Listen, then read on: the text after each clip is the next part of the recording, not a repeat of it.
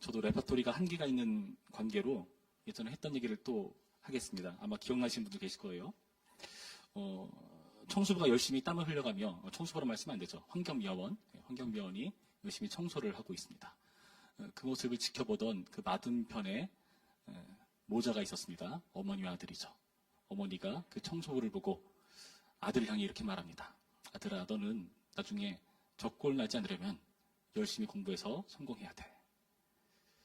그랬더니 그 옆에 또 다른 모자가 있어요. 거기 있는 어머니는 마치 앞선 어머니의 말을 의식이나 한 듯이 아들을 향해 이렇게 말합니다. 너는 앞으로 열심히 공부해서 훌륭한 사람이 돼서 저런 어려운 사람들을 도와야 해. 둘 중에 누가 나쁩니까? 답은 이따 공개하겠습니다.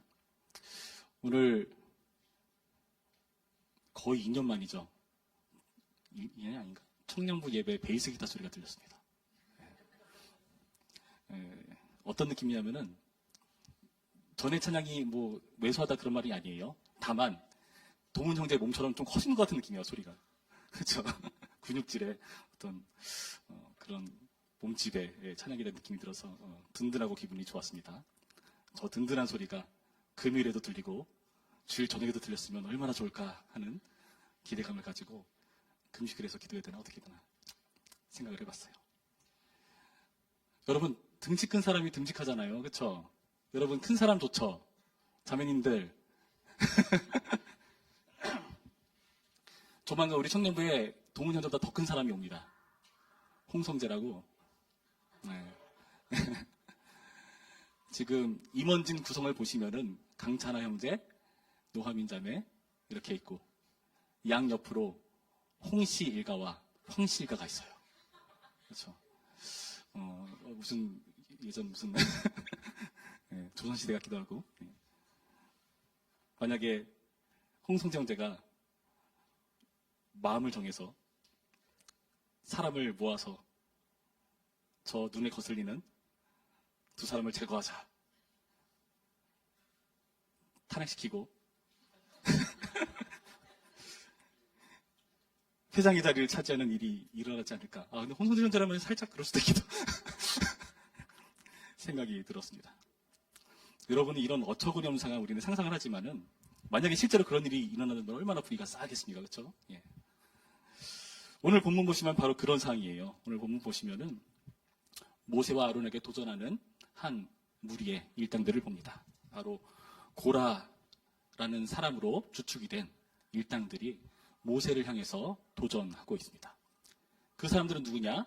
1절부터 3절까지 말씀 보니까 고라와 다단과 아비람, 그리고 2절 말씀까지 보시면은 이름 있는 지휘관 250명, 이들이 모세를 거슬렀다.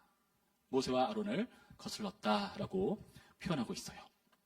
여러분, 이 거스른다는 것은 큰 문제입니다. 왜냐하면은 이 도전은요, 모세가 하는 말을 잘 들어보면은 이런 성격을 가지고 있기 때문에 그래요.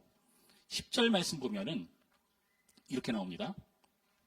하나님이 너와 내 모든 형제의 레위 자손으로 너와 함께 가까이 오게 하셨거늘. 그러니까 무슨 말이냐면은 이들, 지금 이 일당들에게 너는 레위 자손이지 않냐. 그래서 그 앞에 8절 9절 말씀 보면은 너네에게 하나님 섬기는 성막에서 봉사하는 일을 맡기셨다. 그런 말씀하시면서 그렇게 가까우게 하셨는데 너희가 오히려 제사장의 직분을 구하느냐. 그러니까 지금 이들의 도전은 뭐죠?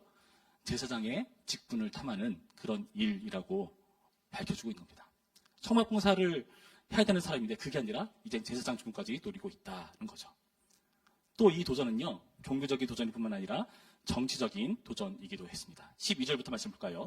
모세와 엘리압의 아들 다단과 아비람을 부르러 사람을 보냈더니 그들이 이르되 우리는 올라가지 않겠노라. 다단과 아비람은 안 나온 거예요. 내가 우리를 젖과 꿀이 흐르는 땅에서 이끌어내어 광야에서 죽이려 함이 어찌 작은 일이기에 오히려 스스로 우리 위에 왕이 되려 하느냐. 지금 모세를요, 왕이라고 여기고 있는 거죠. 그 말인즉슨 이들의 도전은요, 어떤 도전이란 거죠? 정치적인 도전이 된다는 겁니다. 이들의 생각은 굉장히 뭔가 변질됐어요.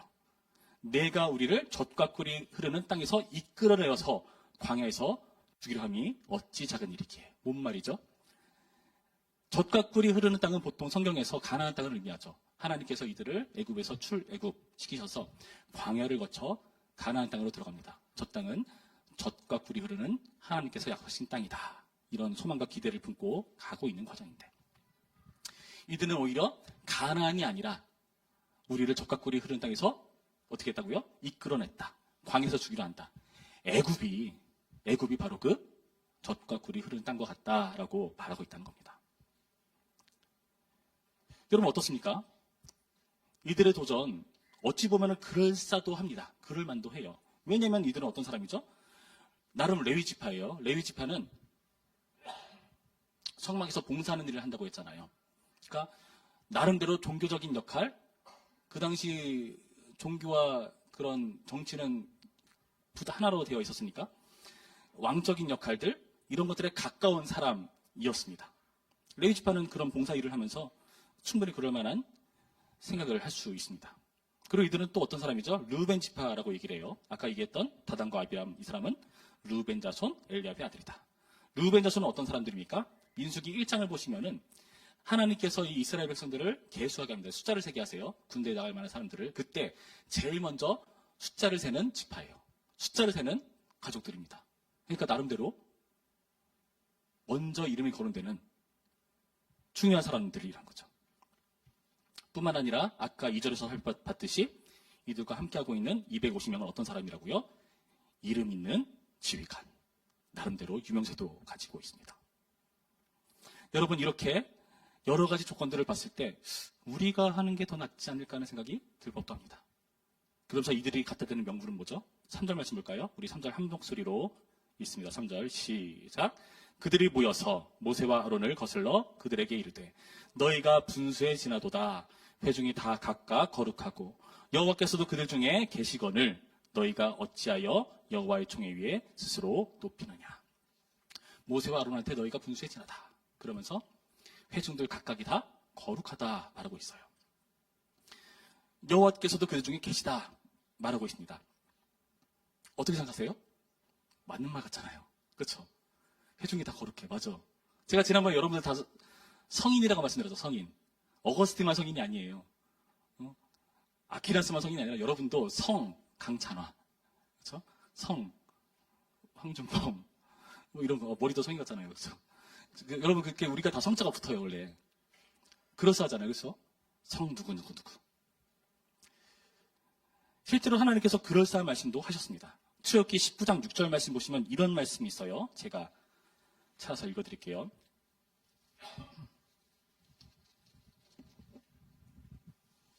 출애굽기 19장 6절 말씀에 의하면 이런 말씀이 있습니다. 너희가 내게 대하여 제사장 나라가 되며 거룩한 백성이 되리라. 너는 이 말을 이스라엘 자손에게 전할지니라. 이스라엘 자손 모두가 거룩한 백성이다. 성경적인 근거와 명분이죠. 그렇죠? 신명기 7장 6절 이런 말씀이 있습니다. 역시 제가 읽어드릴게요. 신명기 7장 6절 보시면은 이렇게 말씀하고 있습니다. 너는 여호와 내 하나님이 하나님의 성민이라. 내 하나님 여호와께서 지상 만민 중에서 너를 자기 기업의 백성으로 택하셨나니. 성민, 거룩한 백성으로 택한 받은 사람들이라고 밝혀주고 있다는 겁니다. 이 정도쯤 되면은 모세와 아론이 하는 게 마음에 안 들면은 우리가 하는 게 더 낫지 않을까 싶은 마음이 들 수 있어요. 성경적인 명분도 있습니다. 뒤집어 엎으면 되겠죠. 그런데 여러분 이것은요, 모세와 아론에 대한 도전이기도 하지만 이것은 하나님께 대한 도전이 됩니다. 그래서 나쁜 겁니다. 왜냐면요, 모세가 이렇게 말을 하거든요. 11절 말씀에 이렇게 모세가 밝히고 있습니다. 이를 위하여 너와 너의 무리가 다 모여서 뭐라고요? 여호와를 거스르는도다. 아론이 어떤 사람에게 너희가 그를 원망하느냐. 여호와를 거스르는 일이라고 밝혀주고 있다는 겁니다. 여러분, 왜 여호와를 거스르는 일이 될까요? 모세와 아론을 치는 일인데, 물리치는 일인데 왜 여호와를 거스르는 일이 될까요? 여러분, 모세와 아론을 누가 부르시고 세웠습니까? 하나님이 세우셨거든요. 여러분, 우리가 이 원리를 잘 기억해야 돼요. 물론 우리는 다 부족합니다. 그런 와중에 우리가 어떤 역할들을 하게 될 때가 있어요. 뭐 압니다. 부족한 거 알아요. 너도 알고 나도 알고 묻고 가는 거죠, 서로. 다 아니까. 근데 그 부족한 과정에 세워놨는데 해보니까 진짜 부족해. 야, 이거 아니다. 불평불만이 쌓이고, 그래서 뒤에서 함부로 수근수근대고 욕하고 불평불만하는 그런 모습들이 우리 곳곳에서 많이 볼 수 있는 현상 아닙니까? 물론 교회뿐만 아니라 우리가 있던 어떤 공동체든 이런 일은 생깁니다. 내가 해도 더 나을 것 같은 생각 들 때도 간혹 있을 수 있어요. 그러나 명심할 것은 뭐다? 모든 이런 역할들은 하나님께서 세우셨다. 모세와 아론 특별히 하나님께서 세우신 역할이라는 겁니다. 모세가 하겠다고 했으니까 안 하겠다고 했어요. 촬영자보다 더 싫어했어요. 하나님, 내가 왜 이제 와서 40년 전에 모를까? 이 나이에 내가 합니까? 그런데 하잖아요. 하나님이 세우셨어요. 본인도 원치 않았습니다. 본인도 하나님 뭡니까? 하기 싫습니다. 차라리 날 죽여주시옵소서. 이렇게 말할 때도 있었습니다. 그럼에도 그 역할이 권위 있는 일은 뭐다? 하나님이 세우신 자리이기 때문에 그렇습니다. 반대로 모세는요, 본인의 연약성을 알기 때문에 하나님을 철저히 의지하는 사람이었죠. 그가 전하는 말씀은 곧 하나님께 받은 말씀을 전달하는 전달자 역할을 했어요. 사실 모세가 전달한 것도 아니죠. 아론이 옆에서 듣고 알았어, 내가 말할게, 이렇게 말하잖아요.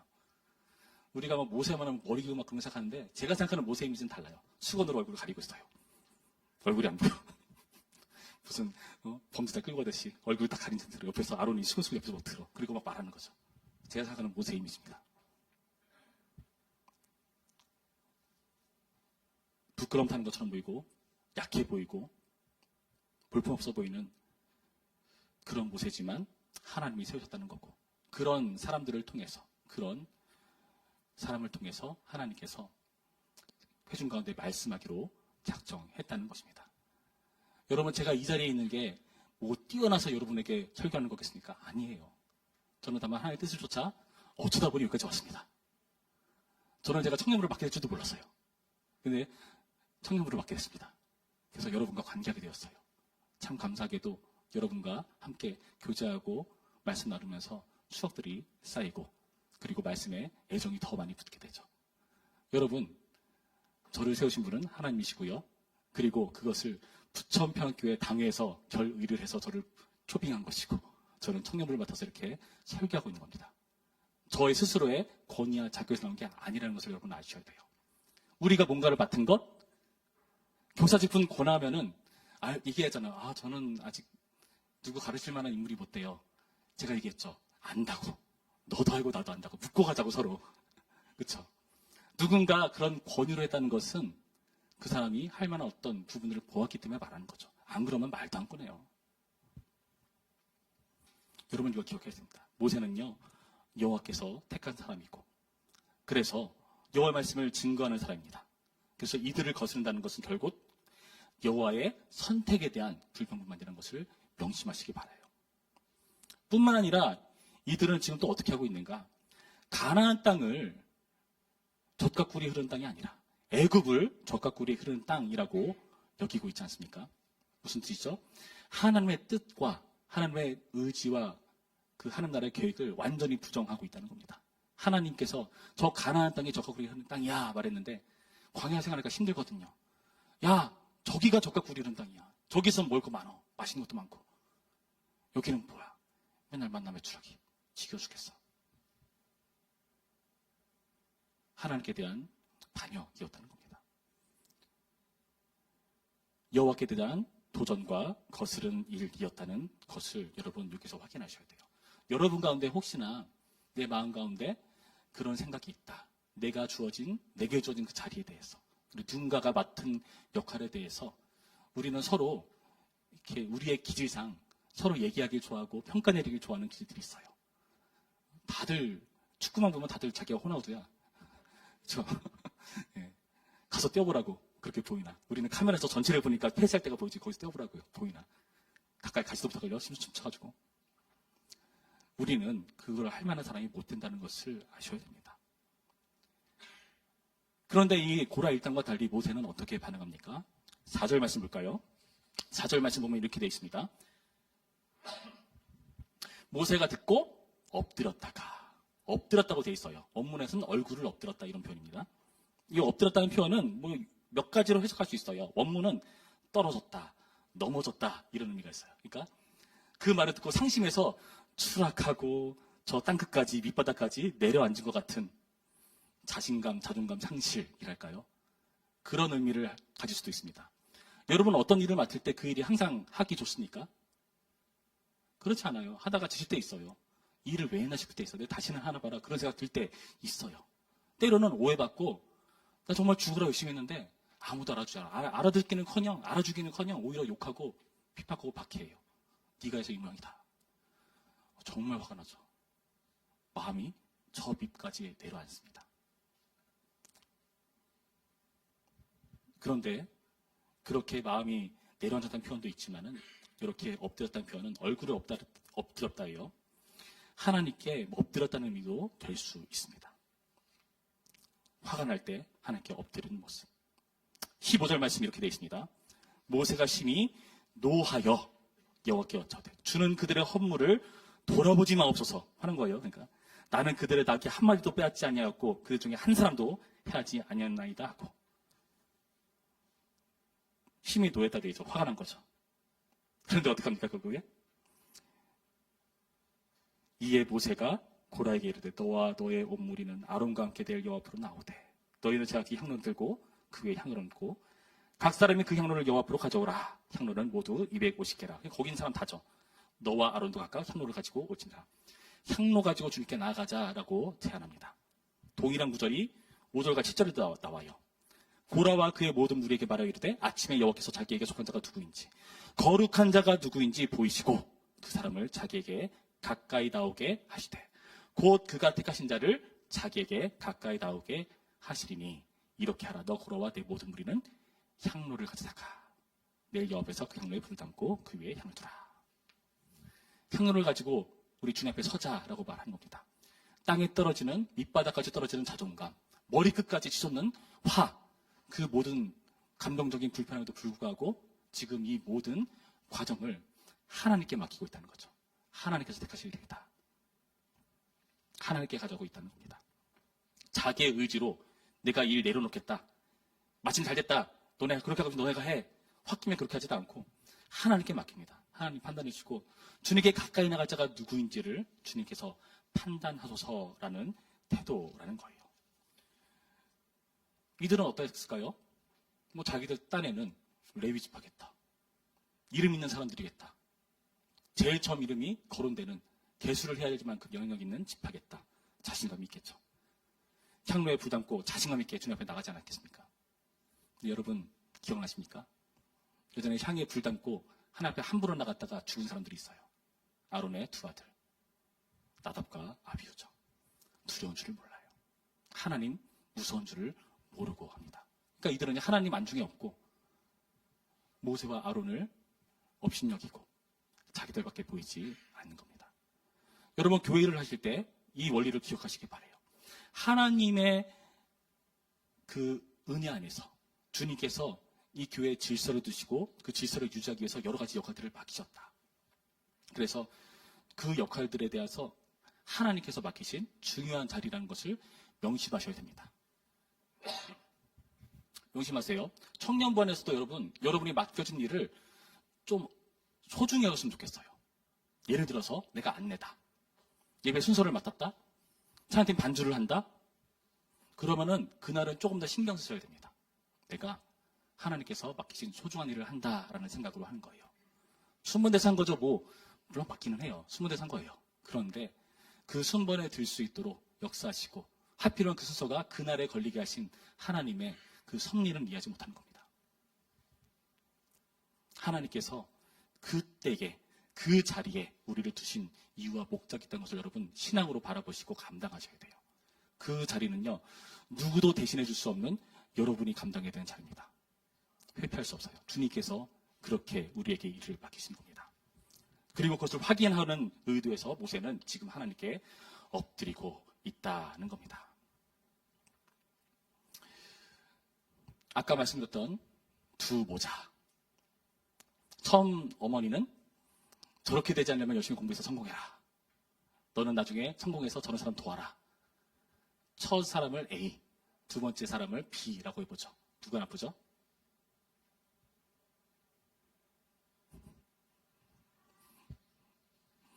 둘 다 나쁘죠. 왜 둘 다 나쁩니까? 환경미화이라는 역할을 업신여겼기 때문입니다. 그 일을 하찮게 했기 때문이에요.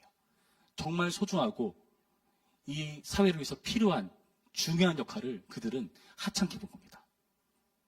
그 사람의 그 자리를 깨끗하게 만드는 게 하나님께서 그 사람에게 맡긴 사명과 은사라면 우리는 큰 실수를 벌이고 있다는 거예요. 여러분, 사실 별거 아닌 것 같은 그 일이요, 정말 중요한 일이라는 것을 우리가 코로나 때 정말 많이 경험했죠. 남들이 알아주지 않을 것 같은 그 허드렛 일 같은 것, 어려운 일 같은 것, 그게 얼마나 중요한지를 우리는 위기상을 다쳐봐야 합니다. 컴퓨터가 작동이 안 된다? 전기가 나갔다? 정말 중요한 일은 뭘까요? 여러분, 한번 진지하게 생각해 보시기 바랍니다. 별것 아닌 것도 요긴하게 쓰이고 소중하다는 것을 성경은 우리에게 가르쳐 주죠. 그래서 우리는 이 이해 속에서 예수님의 말씀을 기억할 필요가 있습니다. 성경 좀 찾아볼까요? 마태복음 20장입니다.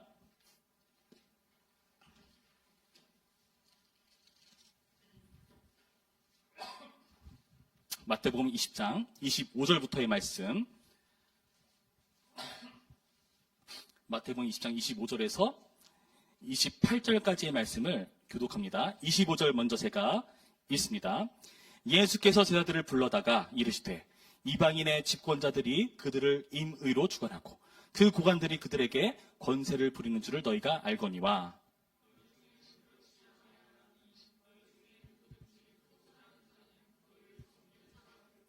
너희 중에 누구든지 으뜸이 되고자 하는 자는 너희의 종이 되어야 하리라.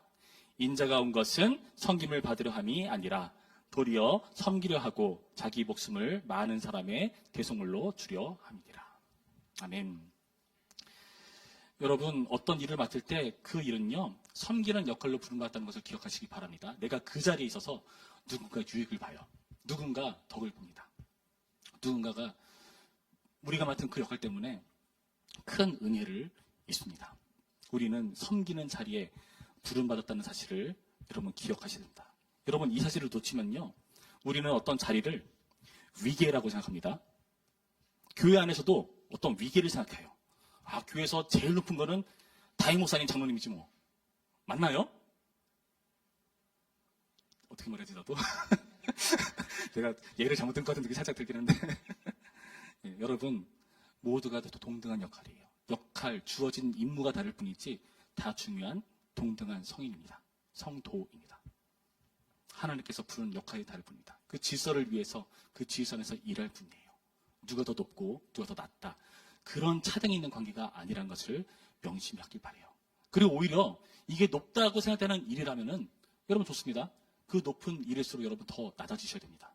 섬기는 일이라는 것을 기억하시길 바라요. 봉사하는 거고 주님 앞에 섬기는 일입니다. 워십, 예배한다는 그 뜻의 원래 의미에 여러 가지 의미가 있지만은 발 앞에 엎드리고 그 입 맞추다 뭐 그런 의미도 있고, 또 어떤 의미는 섬기다, 봉사하다는 의미도 있어요. 하나님께 봉사하는 게 예배예요. 우리는 그 자리로 부름받은 겁니다. 요즘 나라가 뒤숭숭하죠. 권력이 있다는 사람들 오해하고 있습니다. 그 권력이 자기 것이냐. 그러나 그 공권력은 국민이 그 사람에게 그 일을 잘 해주기를 바라는 마음에서 그를 임명하고 맡긴 공권력입니다. 함부로 쓰는 순간 큰 실수를 하는 거죠. 그리고 반대로 우리 또한 어떠한 역할에 대해서 함부로 재단하고 평가내리고 하는 것도 위험합니다. 주님께 은혜를 구하고 뜻을 구하면서 주님께서 이 세상 가운데, 이 나라 가운데 뜻하신 바가 잘 이루어지도록 기도하고, 그리고 때로는 하나님 나라와 관련 없이 엉뚱한 길로 가고 있다 하면은 거기에 대해서 기도하고, 때로는 여러분이 그 일에 대해서 정치적인 활동도 할 수 있어요. 근데 기억하세요. 여러분이 정치적인 활동을 할 때 여러분이 보수냐 진보냐는 저는 별 관심 없어요. 그 일을 하려고 할 때 교회의 이름으로 하는 건 아닙니다. 명심하세요. 기독교적인 세계관과 그런 말씀에 대한 가르침을 받은 여러분이 성도로서 그러한 정체성과 말씀에 대한 기준을 가지고 국민으로 나가서 국민으로 사는 겁니다. 이 말 이해되십니까? 교회가 그렇게 소극적인가요? 아무것도 하지 말라는 거예요? 아니요. 교회가 소극적인 말이 아니라 교회는 그 역할이 아니라는 거예요. 교회의 역할은 그런 시민의식을 향상시킬 수 있도록 기독교 정신이 향상되도록 그들을 돕고 가르치는 거죠. 만약에 교회에서 정치 얘기하면 어떻게 될까요? 제가 어느 정당을 지지하면 여러분 당장 어떤 일이 벌어질까요? 일단은 저와 반대되는 성향의 사람은 저를 싫어하겠죠. 그렇죠? 그리고 부서 안에서 분열이 일어날 겁니다. 목사님 말이 맞아. 아니야, 틀려. 그거 하나님 원하시는 일일까요?